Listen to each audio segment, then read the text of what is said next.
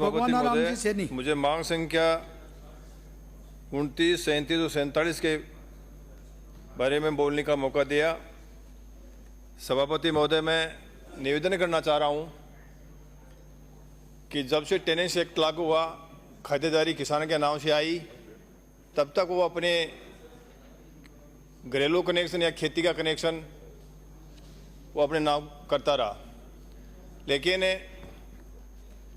79-80 में महामहिम भरू सिंह जी थे उस समय मुख्यमंत्री, तो उन्होंने एक नियम लागू किया कि मंदिर की ज़मीन मंदिर के नाम, मूर्ति के नाम। उसके बाद में किसान को बिजली का या घरेलू कनेक्शन कुछ समय तक तो उपखंड न्यायालय पर उन फाइलों का निस्तारण कर दिया जाता था और उनको कनेक्शन मिलता था।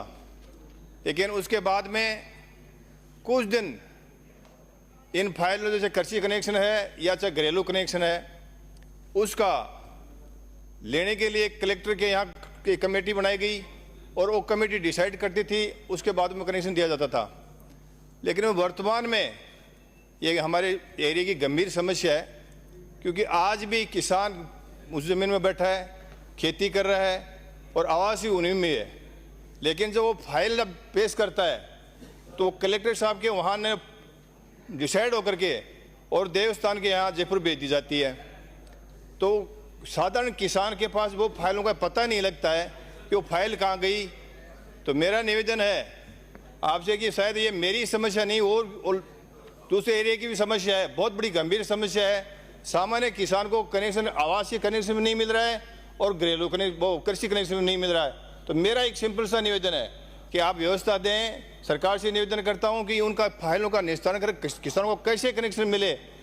एक वो चाहे वो कैंप कोर्ट लगाए कलेक्टर साहब के यहाँ, चाहे SDO के यहाँ, जिससे वो किसान को कनेक्शन, घरेलू कनेक्शन मिल सके और कृषि का कनेक्शन मिल सके।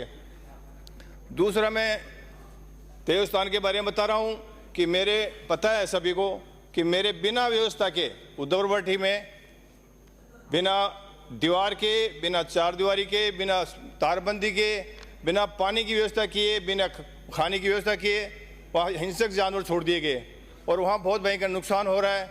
मैं बार बार बोल रहा हूँ, लेकिन उसके बाद भी मैं निवेदन कर रहा हूँ कि कम से कम हमारा वो नुकसान तो हो गया, लेकिन उन जंगल में हमारे बड़ा जो बहुत बड़ा एरिया है, उससे बड़ा मनसा माता का मंदिर है, उसके साथ एक माड़ का मंदिर है, हमारे उबली का बालाजी का मंदिर है, हमारे जमाई माता का मंदिर भुड़की में है।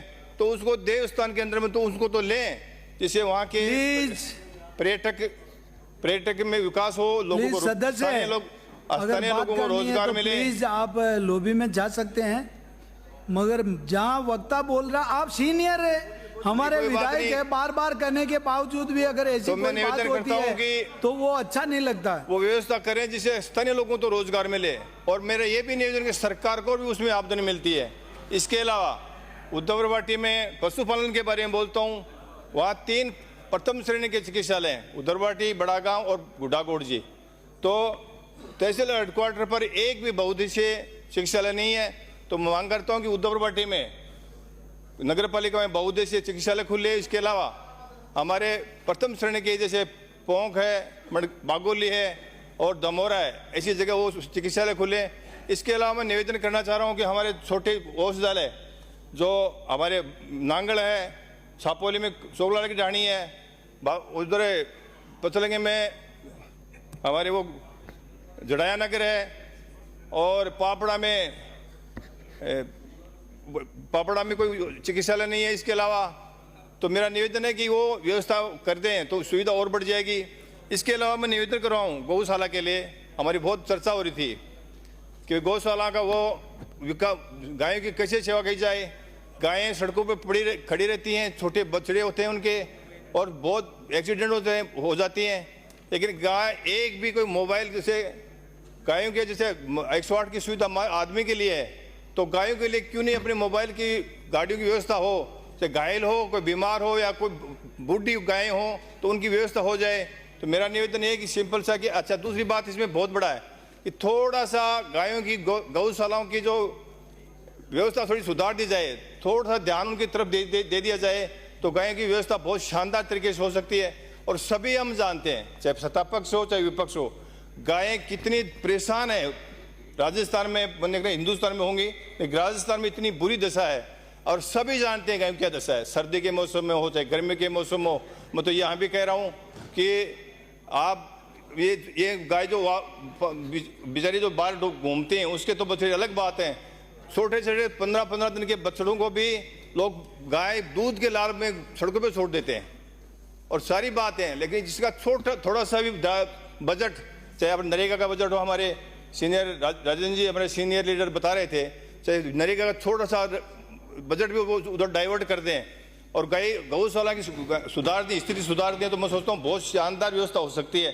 तो इसके ऊपर सत्ता पक्ष हो ना पक्ष हो चाहे हाँ पक्ष हो, थोड़ा ध्यान दें तो गाय की दशा सुधारी जा सकती है। धन्यवाद।